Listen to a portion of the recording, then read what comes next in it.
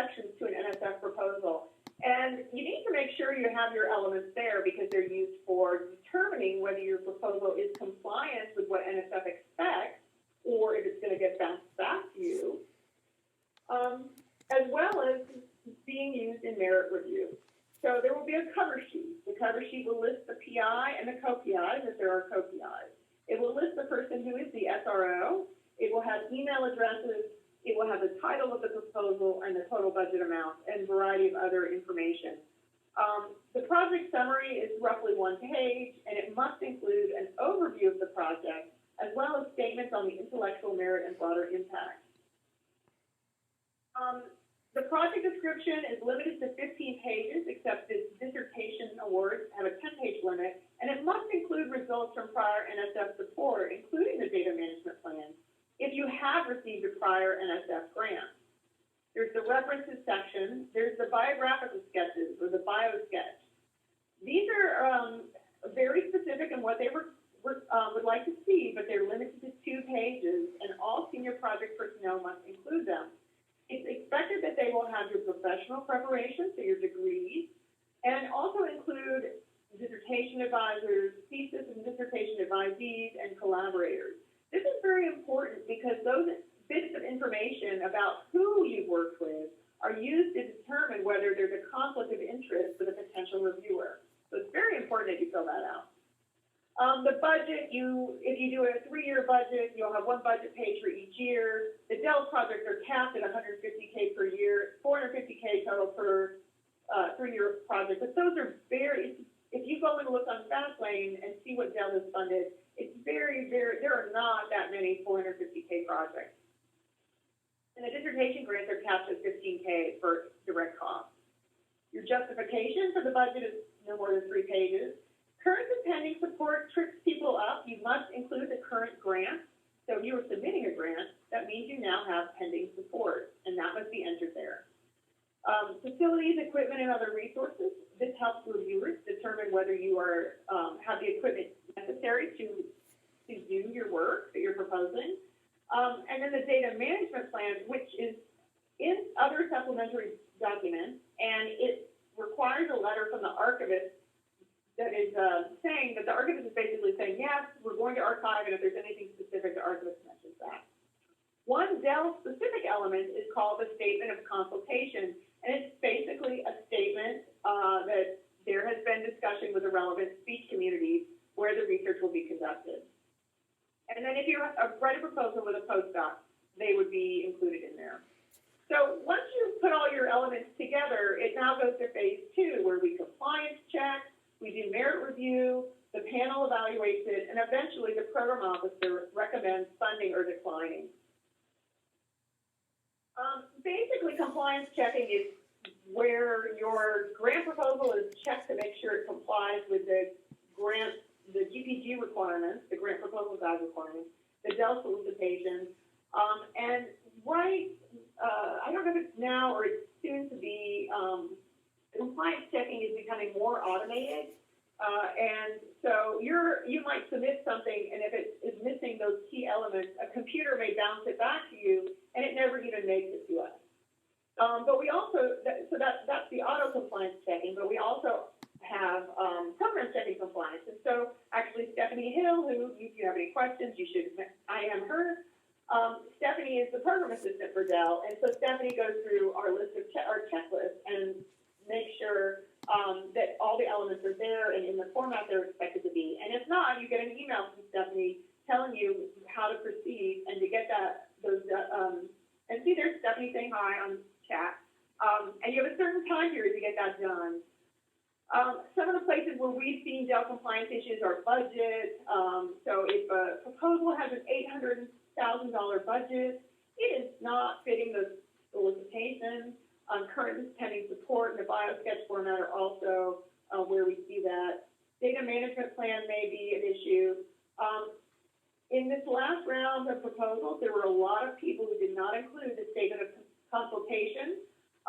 Now, if you're doing a collaboration, letters of collaboration are expected, but letters of support, which are different from letters of collaboration, should not be submitted. And these are letters that are typically from a key stakeholder, a congressional representative, a collaborator, and they're used to convey, this is a great project, you should totally fund this, please do this, I can't say that I have anything other than enthusiasm, and those are not to be submitted. So we had some compliance checking with those. So once you've made it through compliance checking, the program officer, in this case me, for documenting endangered languages, selects the peer reviewers, and the peer reviewers review the proposal, and eventually, after the panel meets, which is another batch of peer reviewing, the program officer analyzes this input and makes the recommendation to the division director, and the division director reviews that recommendation. So the most important thing to think about is merit review. All proposals undergo merit review. NSF's merit review process is considered the gold standard worldwide. So we have an excellent system and very specific criteria, and that criteria is laid out in the solicitation, it's laid out in the GPG, it's given to reviewers when they're asked to review it. Typically for Dell, the reviewers have a PhD in linguistics or anthropology and expertise in the topics of the proposal. So if your proposal is on Muskogean languages, which are spoken in the U.S., it would be probably sent to one or two people, hoping that at least one of them would say yes, who do work in Muskogean linguistics. If it was on Muskogean phonology, it might go to someone who was a phonologist but didn't know Muskogean languages. So not always do we find people who have all the areas of expertise that might be in a proposal. And there are occasions when people who do not have a PhD in linguistics, who are not PhD holders, do review for us. So individual reviewers will read them, and Dell panel reviewers will read them and rank them with regard to each other. And then this is the kind of input that will be given to the program officer. And there's other factors that are also considered, whether in recommending a proposal for funding. NSF's merit review criteria, we have two. Intellectual merit, and that encompasses the potential to advance knowledge, and broader impact, which encompasses the potential to benefit society and contribute to the achievement of specific desired societal outcomes. So when reviewers read your proposals, they respond to these 5 elements for both of the two merit review criteria. So what is the potential for the proposed activity to advance knowledge and understanding in its own field or across different fields? That's an intellectual merit. To benefit society or advance desired societal income, broader impact.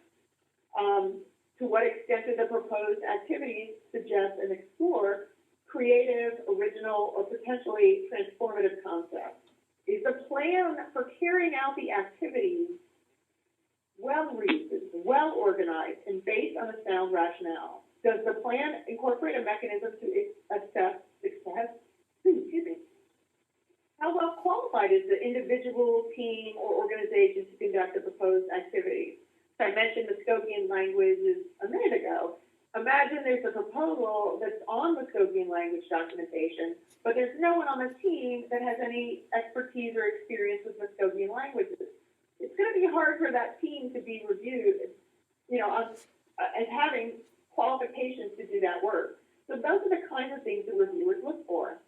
And reviewers also look about resources. Does the PI, either at home or through the collaboration, have the resources adequate enough to carry out the proposed activities?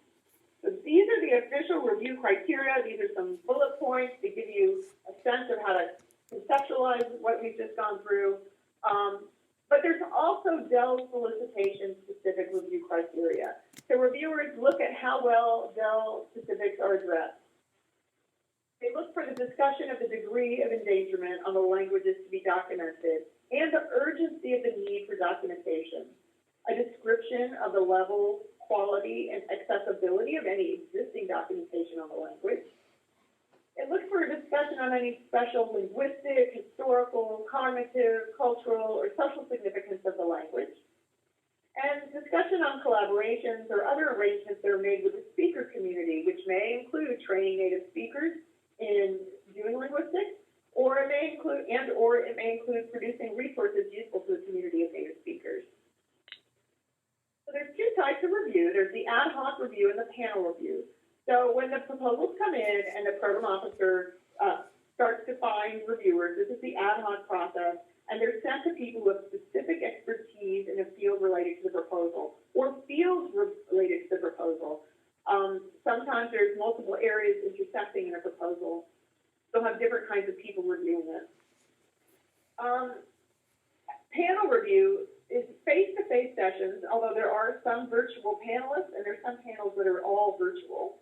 But it's face-to-face sessions where the reviewers are collectively gathering and they have a broader scientific knowledge. And those proposals are, there's some proposals that may just go through panel review or may go through review by multiple panels. So if you've got a proposal that's got a cross-cutting theme, then it's going to have more than one panel potentially looking at it. Co-review is what we call it. And the review panel will discuss the merits of the proposal with the other panelists.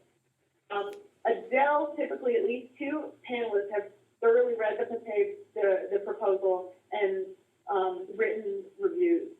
The panelists also write a summary based on the discussion. They read all the other reviews and present that in the discussion. And they give some indication about the relative merits of the different proposals. So they rank the proposals with regard to each other. And currently, Dell has two basic sets of categories: competitive, which would be competitive high, competitive medium, competitive low, or non-competitive, where revision is encouraged or where there's major revision decline. So the place you might want to be in submitting a proposal is in competitive high. This is the recommendation of the panel to the program officer, to NSF.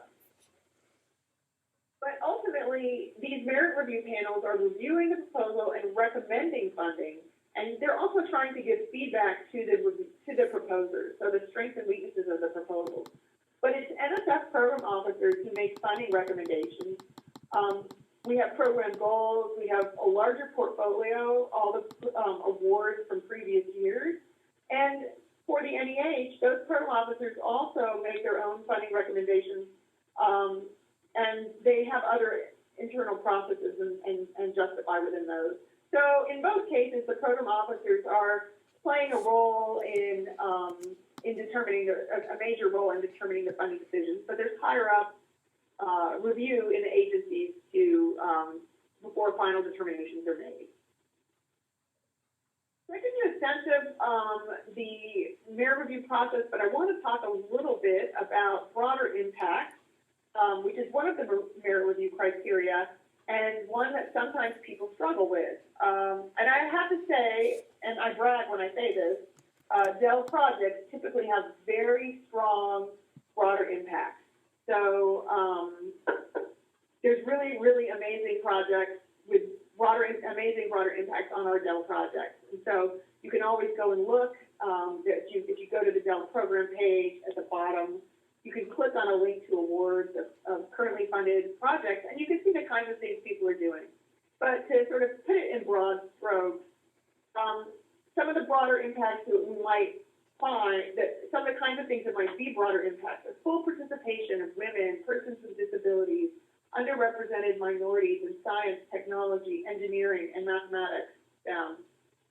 The development of a diverse, globally competitive STEM workforce, improved STEM education and educator development from kindergarten to the university, increased public scientific literacy and public engagement with science and technology. Some of the more interesting and exciting broader impacts that are coming out of other programs, I'm not sure if Dell has had one yet, are museum exhibits or activities at museums. And that would fit into this public scientific literacy and engagement.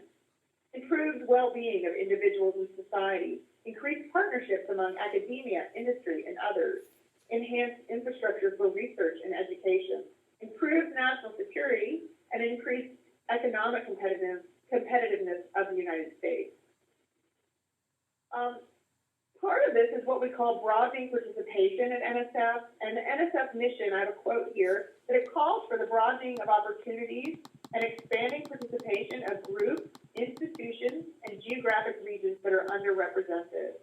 NSF is committed to this principle of diversity and deems it central to the programs, projects, and activities it considers and supports. Dell is very, very strong, exceptionally strong, I think, in this area. If you're on Facebook, the National Science Foundation Facebook page did a feature for Native American Heritage Month where there was a photo gallery of 5 or 6 PIs who were Native talking about their work. And it's a great way to show the broader public how Dell itself is broadening participation and increasing the number of Native American social scientists out there and citizen scientists. So some examples of activities that would broaden participation include the establishment of collaborations with students and or faculty who are members of underrepresented groups. Include students from underrepresented groups as participants in the proposed research. So learning and applying research methods, not just being subjects, consultants. The establishment of research and education collaborations with students and faculty from non-PhD granting institutions and those serving underrepresented groups. So I mentioned the tribal colleges, also historically Black colleges and universities, or other kinds of institutions that would be great for partnerships. Making campus visits and presentations at institutions that serve underrepresented groups.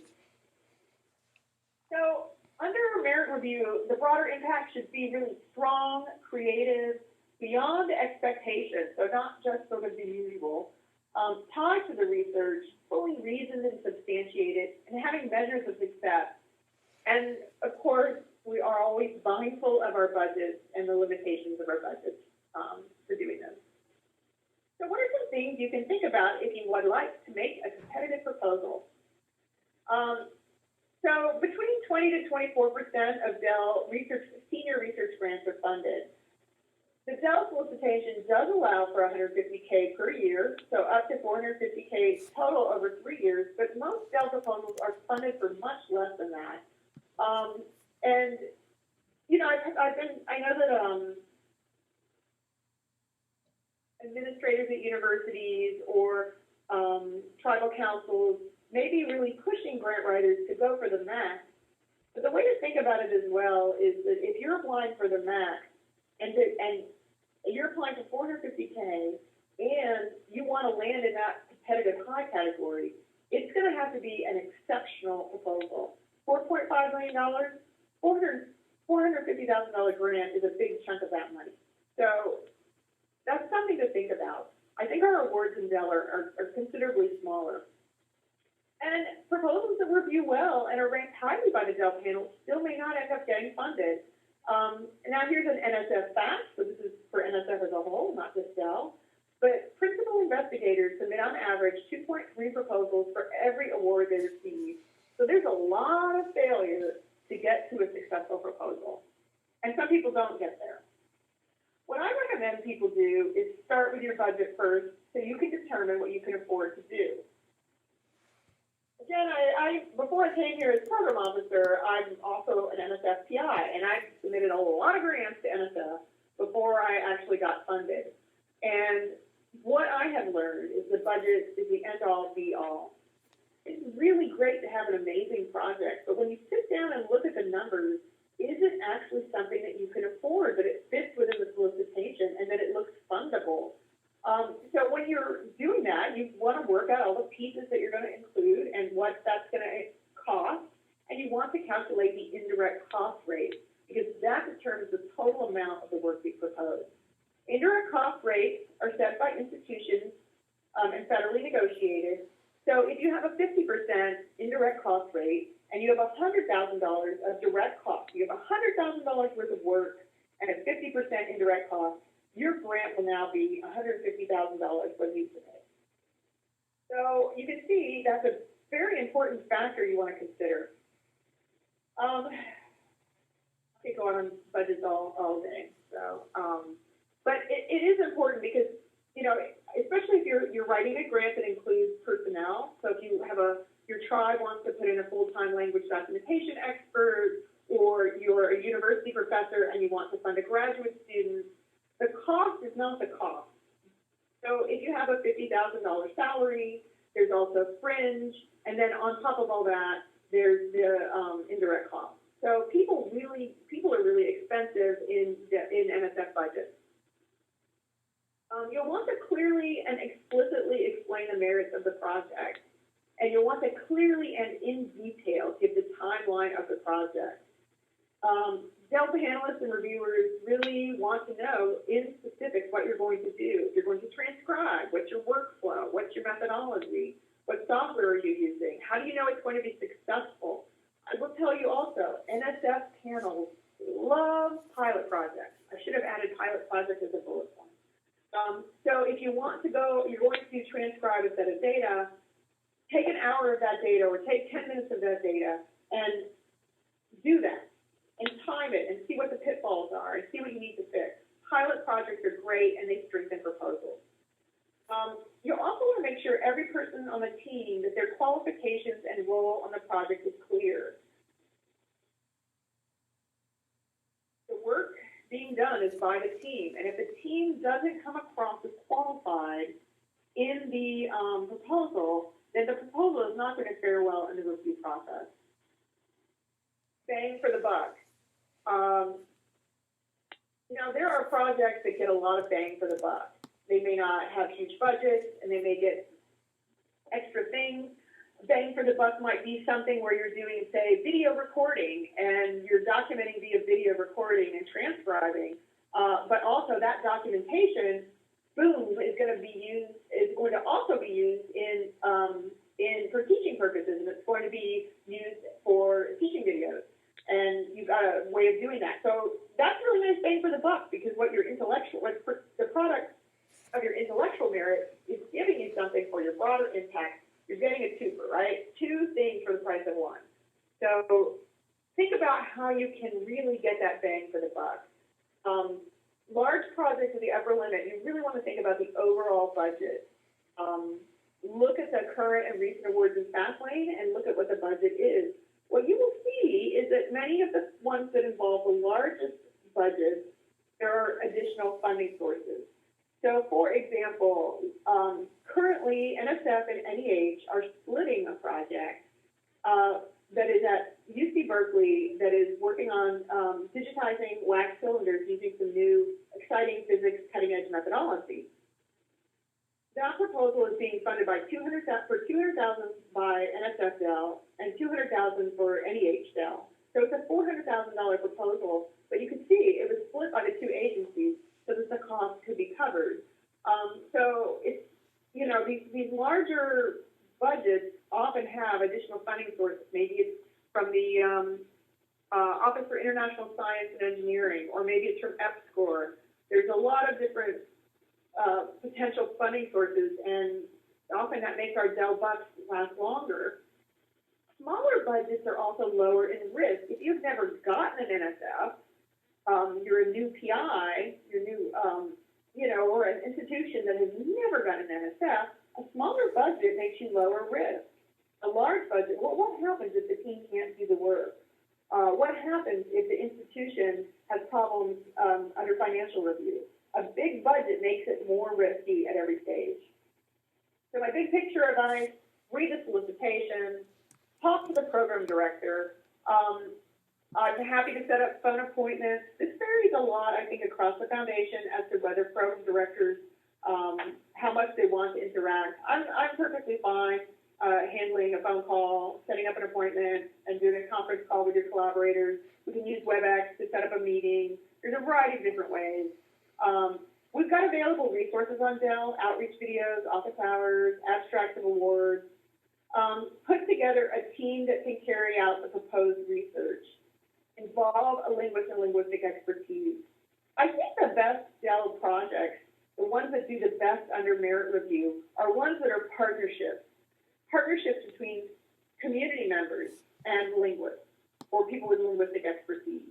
And so a linguistics project that a linguist is a PI on, but a project that doesn't really have any community involvement or collaboration, isn't really going to review as well as a project where you've got the same PI, but there's strong collaboration with the community.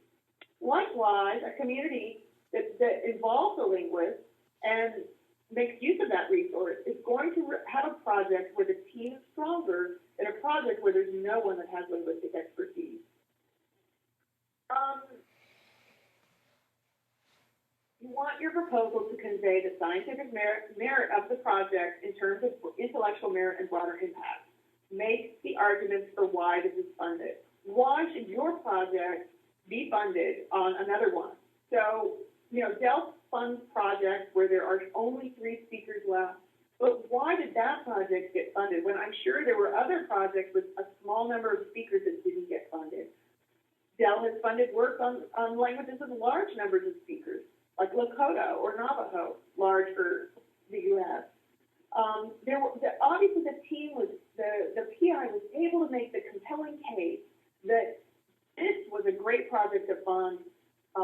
It had some unique contribution it was making to knowledge. It was somehow compelling. Is there linguistically interesting features to your language? Is there a strong likelihood of continuing broadening participation in terms of underrepresented groups in science? There's all sorts of ways that you can present why your project, but it's really up to you to do that. So as we're closing, I'm going to give you some sample projects and activities funded by Dell, but I'm going to go through this really quickly. So we funded a lot of training grants, training in descriptive linguistics and new technologies for documentation. We funded the National Breath of Life Archive. We funded 2013. So we funded 2011, 2013, and 2015 National Breath of Life. So their most recent grant was awarded for $167,000. There's their website. Colang has had 4, now coming up on its 5th iteration, and so they have been funded in an amount of $258K. Many, community members or linguists who don't do documentation really learn a lot from going to an institution like a workshop like Colang, because it allows you to acquire skills, which then can be used in your biosketch and in the narrative to demonstrate that your team has the skills needed. So there's a NEH project that was funded 2 cycles ago. Jack Martin is a PI. It's a Spoken Creek Muscogee documentation. And they're going to produce a multimedia corpus. They're working in collaboration with the Seminole Language Program. Lots of videos, documentation, which then gets transcribed, and workshops training community members. They're a great example of broader impact and intellectual merit. An NEH fellowship, phonetic and phonological document of Hapkoi, which I believe is a language in Turkey. So this is a PI. There wasn't a description online, but I wanted to give you a title of a fellowship project. Last year, we funded Analyzing Siriano and Desano to determine universal principles of language change. That was awarded to Wilson Silva at Rochester Institute of Technology, and it was in fieldwork in Colombia and Brazil on these 2 languages. And you can see he's got a lot of products that he plans to produce. Caddo's Archives and Accessibility Project was awarded to the Caddo tribe in California with Susan Gare as the PI, and they are going to create an archival repository of Caddo's materials. They're going to do workshops, and one of their products includes a freely available collection guide for Caddo's language materials using best practices in archiving.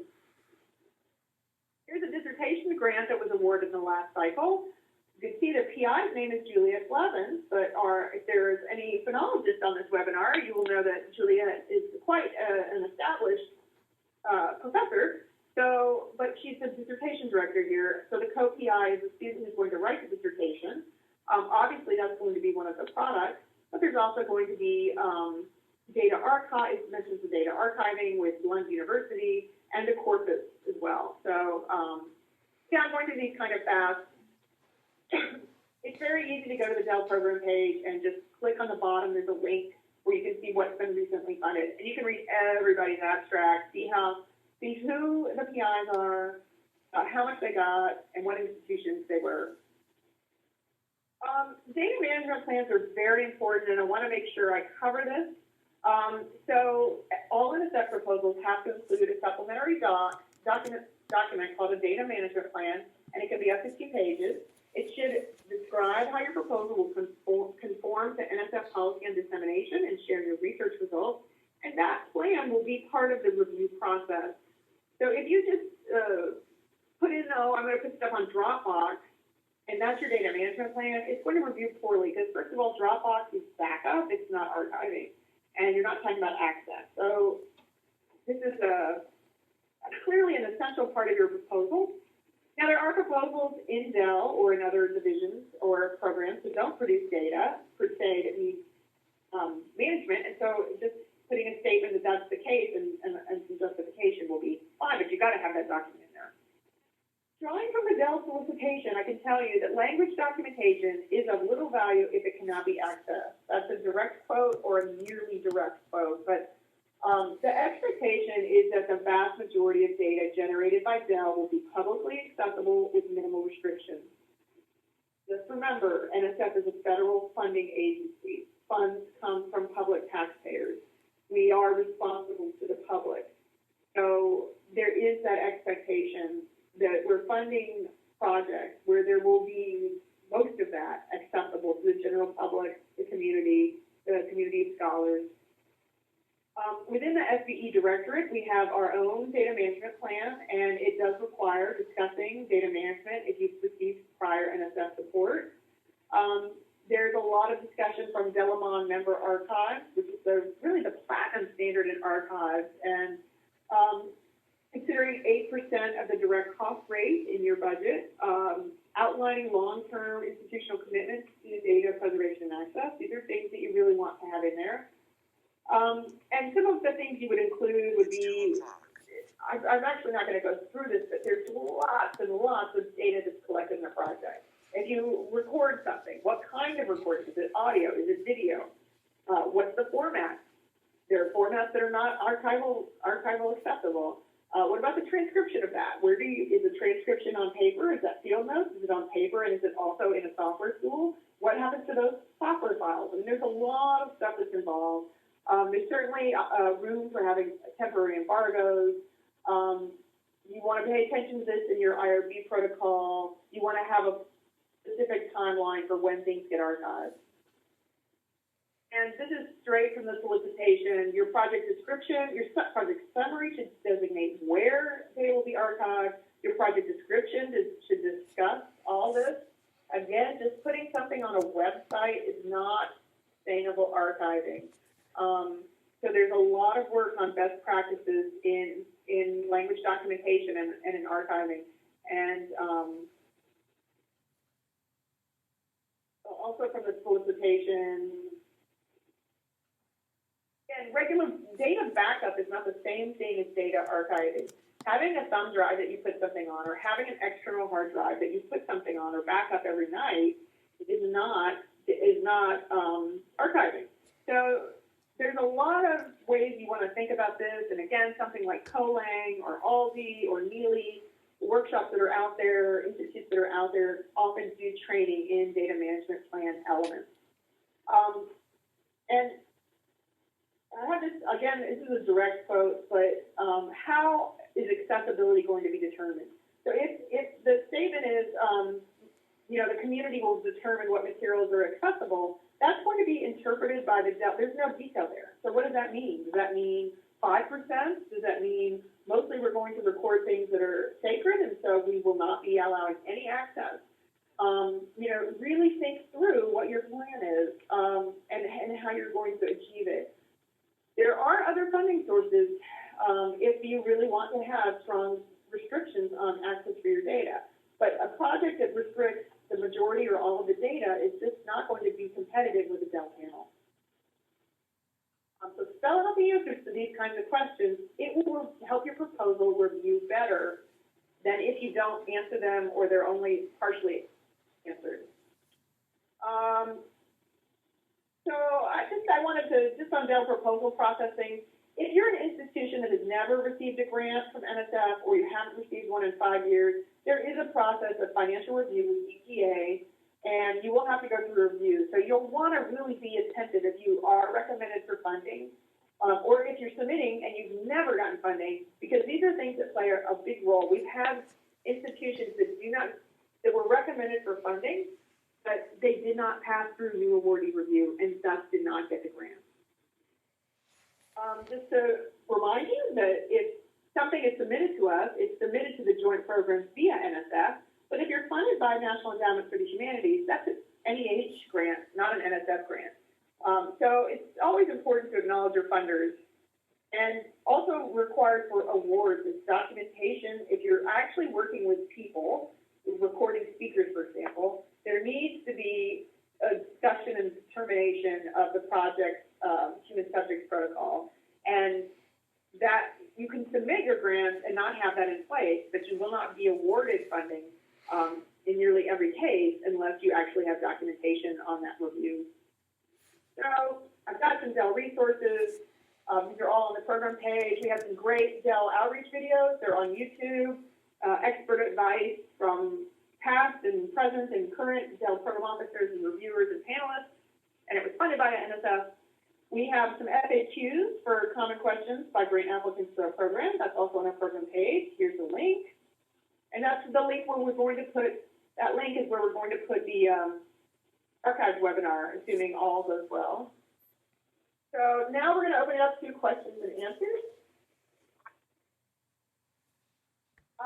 And we are, minimally, we're hoping we will be able to archive the PowerPoint plus the audio, but if for some reason that doesn't happen, we should be able to at least archive the presentation, the slides. We're just not ready to do that yet, so somebody just asked me that. Star one. The phone lines are now open for questions. If you'd like to ask a question over the phone, please press star 1 and record your name. To withdraw your question, press star 2. Thank you.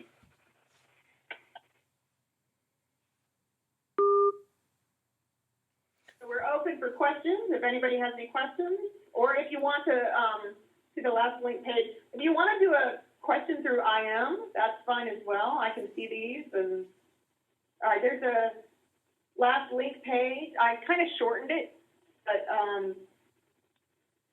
it should work. Any questions? Lots to absorb. Yeah. Hello, can you hear me? And again, if you would like to ask a question over the phone, please press star 1. After the tone, please state your name. Izaskun. Thank you. There is a question on the line from Bernadette. Your line is now open. Thank you. I'm Bernadette Aldana Simple, calling from Nome, Alaska. We have 3 major Eskimo languages. We have Inupiaq, Southern Yupik, and Central Yupik. And one of our Inupiaq dialects is critical, 2 to 3 speakers, fluent speakers, all in their 80s. So if there was a grant that was written, does it only have to have the one dialect, or can we also include the other Inupiaq dialects and also the Yupik speakers? Thanks for asking your question, Bernadette. And this is a great question, I think, because there are a number of communities that are in this context where there's several different languages spoken in the tribe or the community, and trying to figure out the resources is challenging. So if you wanted to do something that was competitive and was advocating for the 3 languages, one of the things you might do is think about how you're going to document. So if you're going to do video documenting, and you've got what your plan is for transcribing the data, and you might think about the focus being on the most urgent situations where there's the 2 or 3 speakers, but that the methods for learning and doing the documentation are going to also be taught via workshops to train other community members to document the other 2 languages. Okay.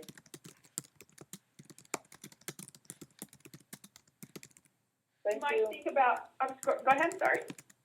No, I just thank you.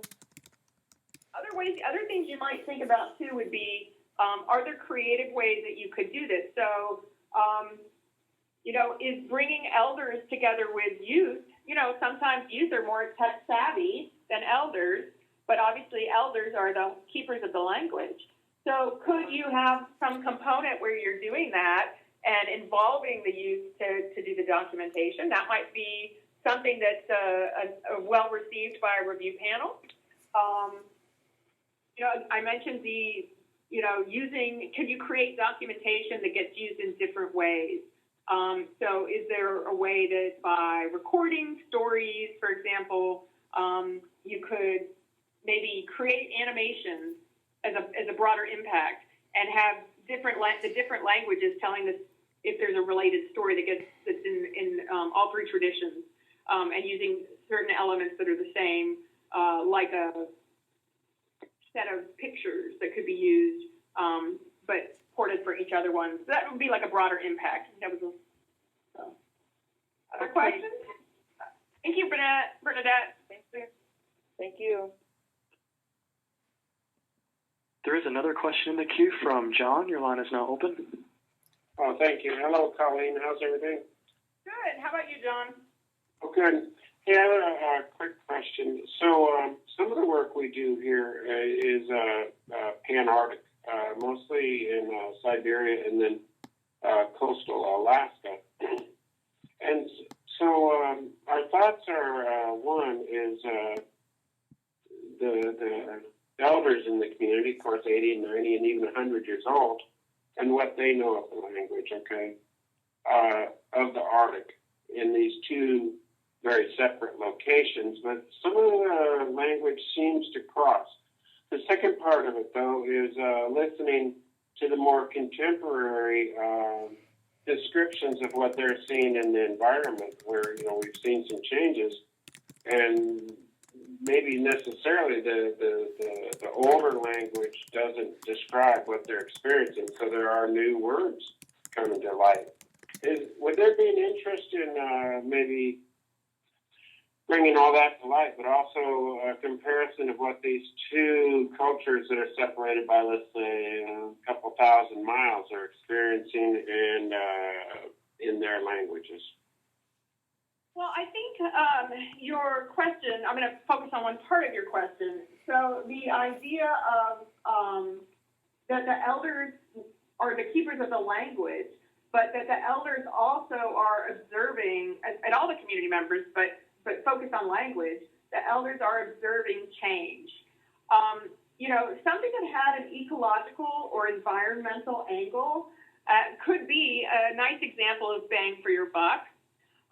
For you, in Pan-Arctic context, and for Bernadette earlier, there are possibilities of partnering with, so one of our partners is Arctic Social Sciences, and so there's a range of things that they fund. So I think that actually a sort of oral history project that collected the stories in the language and was focused around a theme of something like that, about change, and even if it was different languages, if there was I think what would make it strong would be to have a pilot project so that you knew the kinds of questions you were going to ask would get responses.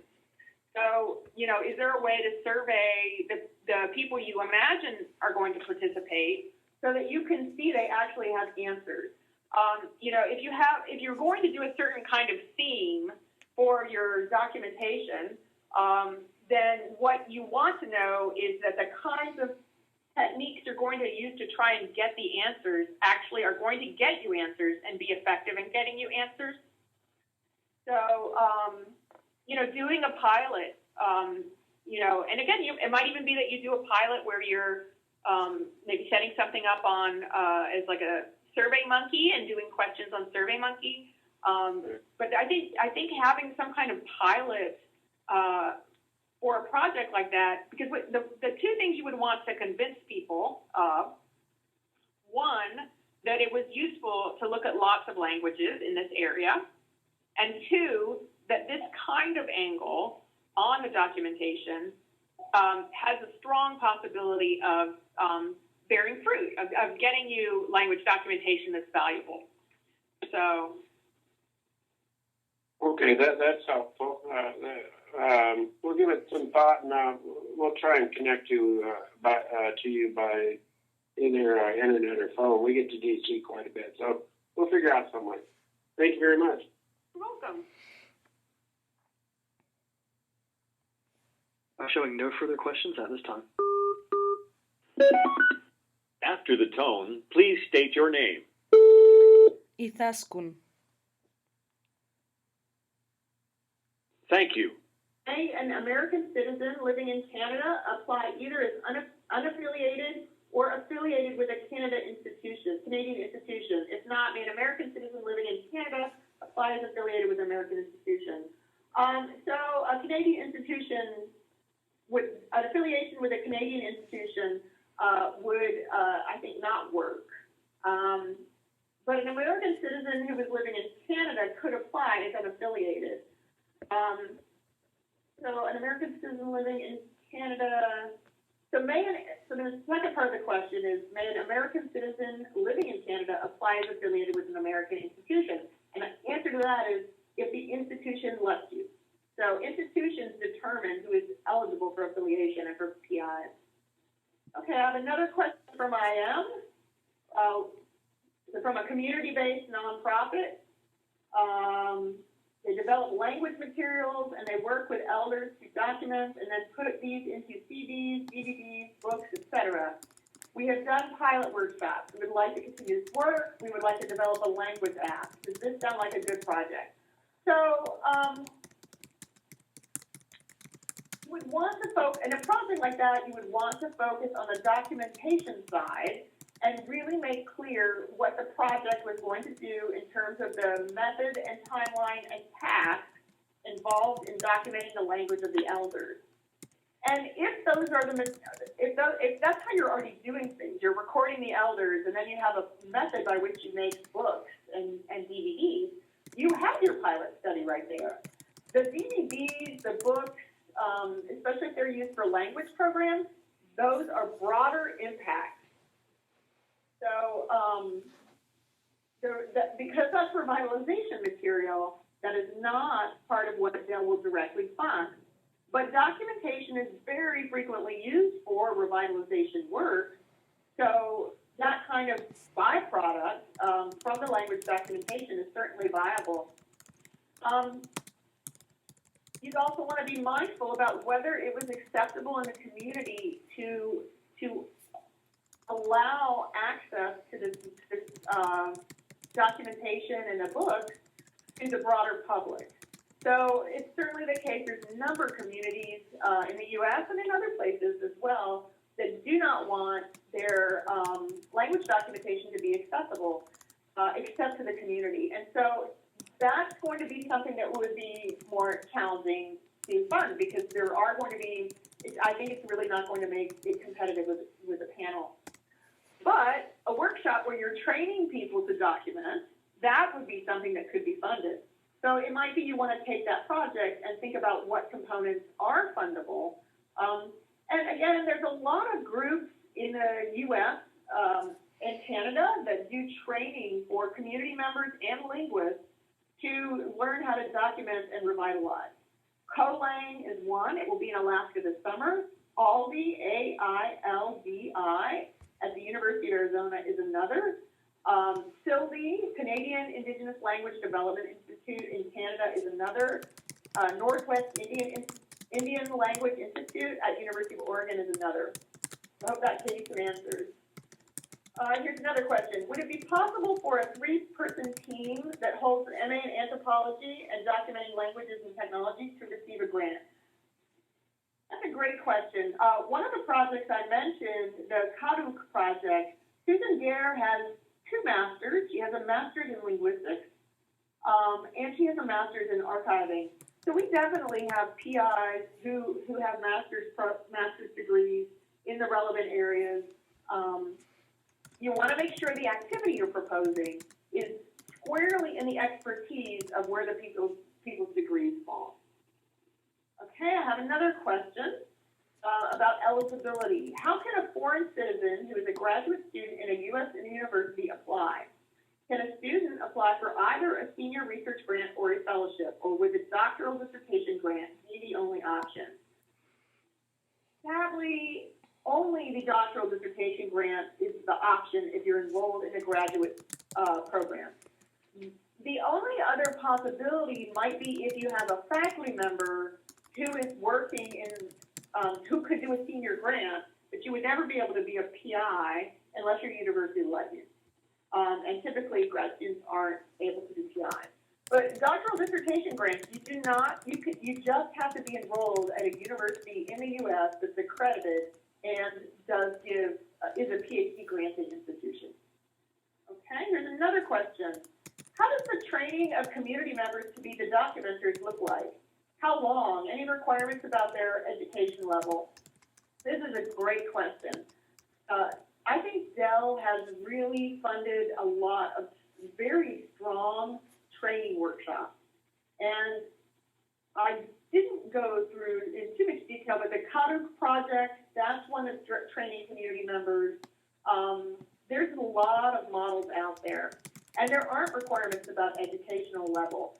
If you think about the broader impact and the impact in terms of broadening participation, anything that's going to take U.S. citizens who are from underrepresented groups and allow them to be part, to receive training and education in linguistics, in language documentation, that's broadening participation.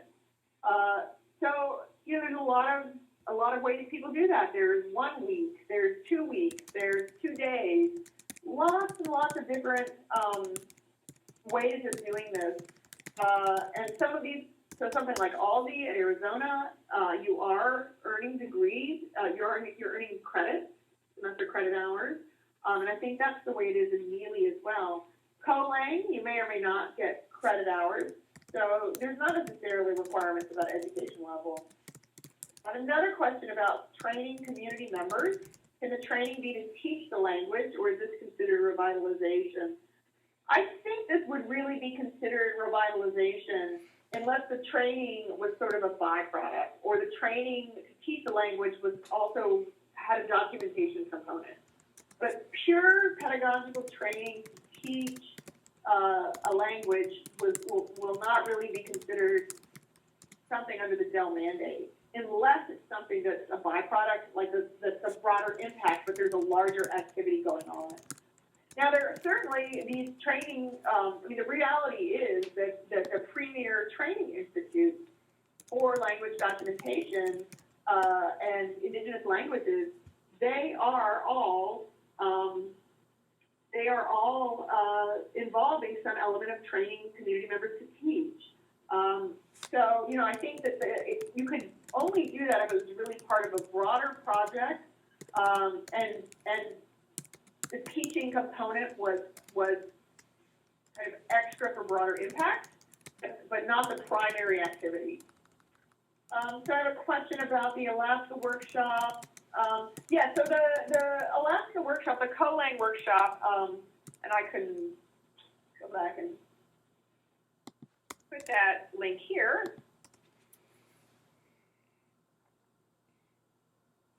So the Colang workshop is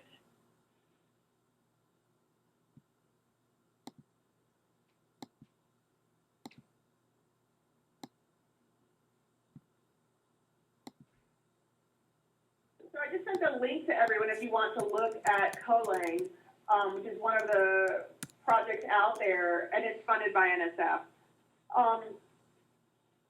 So what's interesting about Colang is it really is something that brings people from all walks of life, but focus on language and language diversity together. So Colang is every 2 years, so the next one will be in 2018. But you don't have to have a master's degree. You don't have to have a bachelor's degree. You know, I think we see certainly in the U.S. that many of the elders or key players in indigenous language programs do not necessarily have BAs or bachelor's degrees or master's degrees. You know, we have a lot of different kinds of backgrounds.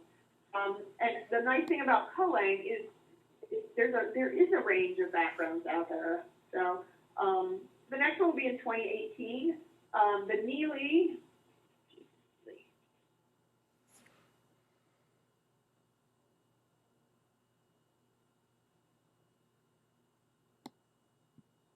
Neely is every summer, as is Aldi. So Neely is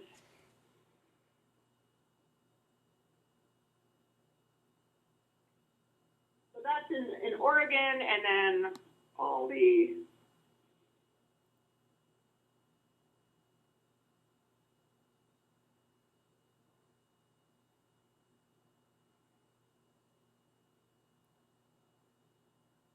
also every summer.